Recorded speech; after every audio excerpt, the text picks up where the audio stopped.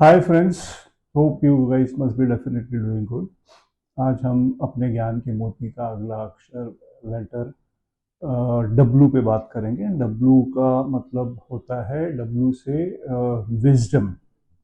अब wisdom actually क्या होता है? विजडम को अगर हम हिंदी में समझे तो उसको बोलते हैं बुद्धिमत्ता, अक्लमंदी, ज्ञान, या फिर विवेक, समझदारी। एक सिंपल लैंग्वेज में समझदारी। तो विजडम कौन यूज करता है, कब यूज करता है, क्यों यूज करता है, ये अपने को समझना पड़ेगा। बिकॉज विजडम से अगर काम किया हुआ चीज होगा तो उसमें डेफिनेटली सक्सेस मिलता है और कामयाबी होता है। बिकॉज देखो, काम तो सब लोग करते हैं, बट काम में अगर समझदारी नहीं है, अक्लमंदी नहीं है, तो काम शायद ठीक से नहीं हो पाएगा। तो विजडम का अभी जनरली देखो, अगर आप कहावत है, एक एक्चुअली फ्रेज एक्चुअली माना जाता है, जिसमें बोलते हैं कि kings may be the decider या decision maker of the earth, but जो वाइज मैन होते हैं, जो इसका विजडम होता है, they are kings of kings. मतलब वो जो विजडम वाले लोग होते हैं ना, वो किंग्स को भी विजडम वाली बातें बताते हैं। तो विजडम कैसे आता है और क्या समझना चाहिए विजडम के बारे में, तो उस पर एग्जाम्पल से थोड़ा समझते हैं। तो एग्जाम्पल में मैंने आज एक कंपनी के सपोज दो मैनेजर हैं। तो दो मैनेजर में एक का नाम है क्रिश कामले और दूसरे का नाम है प्रियंका। और यहाँ पे दो मैनेजर लोग को काम दिया जाता है, एंड दोनों मैनेजर को एक प्रोजेक्ट दिया जाता है, एक प्रोजेक्ट में काम करने के लिए बोला जाता है। और दोनों के पास 10-10 आदमी लोग की टीम होती है, वो टीम को मैनेज करते हुए काम करना है। तो जो क्रिश कामले मैनेजर है, उसकी टीम को वो 10 लोगों को संभालता है। तो वो कैसे प्रकार का मैनेजर है और प्रियंका कैसे प्रकार की मैनेजर है, इस पे हमको बात करना है। तो क्रिश जो है, वो एक हार्ड कोर मैनेजर है, जो टास्क मास्टर है और वन वे ट्रैफिक वाला इंसान है। जिस जो जो उसका जो स्टाइल है, वर्किंग कैरेक्टर है उसका, ऐसा है कि वो लोगों को गोल्स दे देता है। वो एकदम हाई स्टैंडर्ड ऑफ गोल्स देता है और फिर उसको पुश करता है लोगों को टू अचीव द गोल।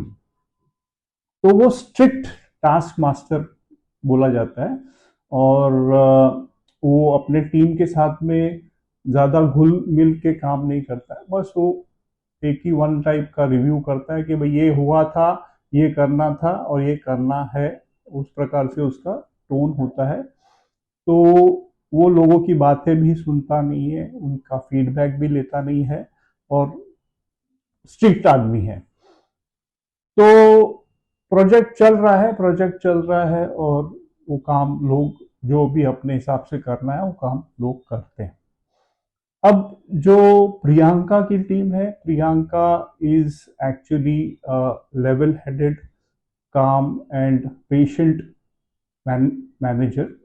और उसका जो काम करने का स्टाइल है वो एम्पैथेटिक है। मतलब वो लोगों से बात करती है, लोगों को समझती है और उनके साथ में काम करती है। उनको बोलती है कि भाई हमको ये काम करना है। मतलब वो, उसका जो टोन होता है वो डायरेक्शन वाला टोन नहीं होता है। वो बोलती है कि हमको ये काम करना है और ये काम हम लोग मिलके करेंगे और अचीव करेंगे। तो यहाँ पे जो डायरेक्शन सेटिंग है कूल है, काम है और सिस्टमैटिक है। वेरेज जो अर्लियर वाले में है, वहां पे वन वे ट्रैफिक है, यहाँ पे टू वे ट्रैफिक। यहाँ पे प्रियंका जो है लोगों से बात करती है रेगुलर बेसिस पे। कम्युनिकेशन जो है वो ओपन है, उसका भी कम्युनिकेशन जा रहा है, लोगों से भी कम्युनिकेशन आ रहा है। तो जो करना है, काम करना है, वो एक लेवल हेडेड पे चल रहा है। और लोग जो काम कर रहे हैं वो भी समझ बूझ के कर रहे हैं और एक दूसरे से बात करके कर रहे हैं और एक दूसरे को हेल्प भी कर रहे हैं। तो कोलैबोरेटिव अप्रोच है वहां पे, यूनिटी है टीम में, और सब लोग एक गोल के लिए वर्क कर रहे हैं। तो यहाँ पे हमको ये समझना है कि समझदारी, बुद्धिमत्ता, विवेक, अंडरस्टैंडिंग दोनों में है, बट दोनों दोनों का जो टोन है, दोनों का जो स्टाइल है, वो दोनों में फर्क है। पहले वाले में, क्रिश कांबले में, वहां पे भी काम हो सकता है, जनरली काम ऐसे भी होता है वन वे ट्रैफिक में फोर्स के साथ में, बट रिलेशनशिप वहां पे डेवलप नहीं होता। लोग जो है वो डर की वजह से काम करते हैं, प्यार से रिलेशनशिप मेंटेन करके काम नहीं करते हैं। वेरएज जो दूसरी वाली टीम है, जो प्रियंका की टीम है, वो प्रियंका की टीम जो है वो एक दूसरे के साथ में मिलके काम करते हैं और कॉमन गोल को अचीव करने के लिए एक दूसरे की मदद करते हैं। तो यहाँ पे समझने वाली बात यह है कि एक एम्पैथी होना चाहिए मैनेजर में, जो कि सामने वाले का दुख दर्द समझते हुए आगे काम पे फोकस करना है। लोगों को अंडरस्टैंड करना पड़ेगा, उनका जो स्ट्रेंथ और वीकनेसेस जो है उस बेसिस पे उनको काम देना चाहिए।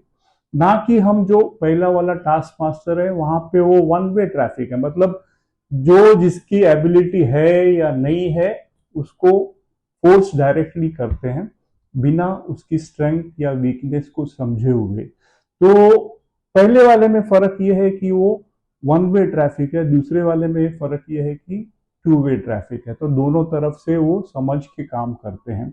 तो कम्युनिकेशन स्ट्रांग होना चाहिए, ओपन होना चाहिए, ट्रांसपेरेंसी होना चाहिए, एम्पैथी होना चाहिए, कोलैबोरेशन होना चाहिए, तब जाके ये काम पूरा एक साथ होता है। तो यहाँ पे जो प्रोजेक्ट अचीव करने का जो एक्चुअली एम था, तो प्रियंका का टीम जो सिस्टमैटिकली स्मूथली इस प्रोजेक्ट को अप्रोच करते हुए आगे निकल जाते हैं, because the team was motivated और सब लोग ने उस प्रोजेक्ट को अचीव किया। वेरएज जो पहले वाले टीम थे वो फ्रस्ट्रेशन में आ गए और परेशान हो गए, डेस्परेशन हो गया और बीच में ही उन लोगों ने हिम्मत हार गए और डीमोटिवेट होके वो प्रोजेक्ट हाईजैक हो गया, मतलब वो कंप्लीट नहीं हुआ। तो इस प्रकार से हमको समझदारी से काम लेना है, वो जरूरी है। तो ये मैनेजमेंट बेसिस के ऊपर मैंने आपको समझाया कि विजडम कहाँ पे यूज करना है। इसी प्रकार से अगर आपको मैं दूसरा एग्जाम्पल बताऊं तो आपने कहावत सुनी होगी कि बूंद बूंद से सागर भरता है। तो इसका क्या मतलब है? तो इसका मतलब ये है कि जो हम दिनचर्या में हमारा जो लाइफस्टाइल है, अब डेली बेसिस पे अगर हर चीज में हम अपना एक एक इम्प्रूवमेंट, सिर्फ एक दिन में एक इम्प्रूवमेंट अगर हम करते हैं, तो पूरे साल में 365 दिन होते हैं और 365 इम्प्रूवमेंट हमको मालूम पड़ सकता है।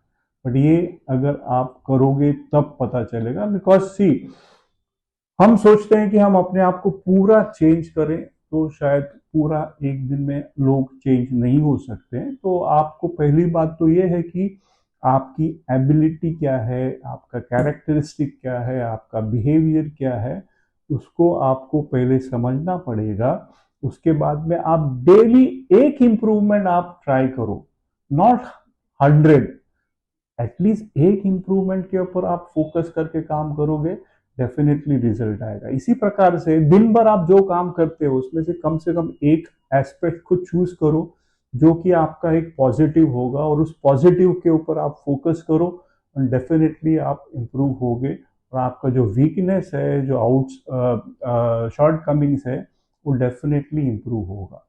तो जैसे बोला गया ना कि बूंद बूंद से सागर बनता है, तो रोज एक एक ड्रॉप से एक सागर भी बन सकता है। तो इसी प्रकार से एक एक इम्प्रूवमेंट से आप इम्प्रूवमेंट के सागर बन सकते हो। तो आई होप कि wisdom is common word, but दिमाग से यूज करने वाला चीज होता है। मतलब आपका जो एक्चुअल एक्शन लेना चाहिए कब लेना चाहिए और क्यों लेना चाहिए वो आपको पता रहना चाहिए। और एक एग्जांपल बताता हूँ कि सपोज भगवान ना करे कि सपोज आपके घर में आग लगती है, आप है, आपकी फैमिली है, दो बच्चे हैं, और आपको पता चलता है आग खुलती है तो आग लगी हुई है, तीन दरवाजे तक आग चली गई है, लग गई है, चौथा एक दरवाजा खुला हुआ है जो बचा हुआ है जहां पे आग नहीं लगी है। तो आपका विजडम क्या बोलता है? आप वहां पर सब लोग मिलके पानी डालने की कोशिश मत करो, आपको क्या करना है, सब लोग को चौथे दरवाजे से निकल के बाहर जाना है। तो उसको हम लोग बोलते हैं विजडम। तो ये आपको समझदारी वाली बात को यूज करना है, जहां पर आपको लगता है कि भाई परेशानी है, प्रॉब्लम है, टेंशन है, तो आप ओवर स्मार्ट नहीं बनना है, बट आपको जो कॉमन सेंस वाली बात चीज है उसको आपको अपनाते हुए, अंडरस्टैंड करते हुए आपको आगे बढ़ना है। तो आई थिंक विजडम के बारे में हम लोग ने आज थोड़े अच्छे तरीके से समझा होगा। तो होप आप इसको इम्प्लीमेंट करो, and let's go ahead, keep doing good work, और इम्प्रूव करते रहेंगे तो डेफिनेटली सक्सेस के करीब जल्दी पहुंचेंगे। तो I am ending my video here. All the best, good luck, be good to yourself first and to others too. Thank you, bye.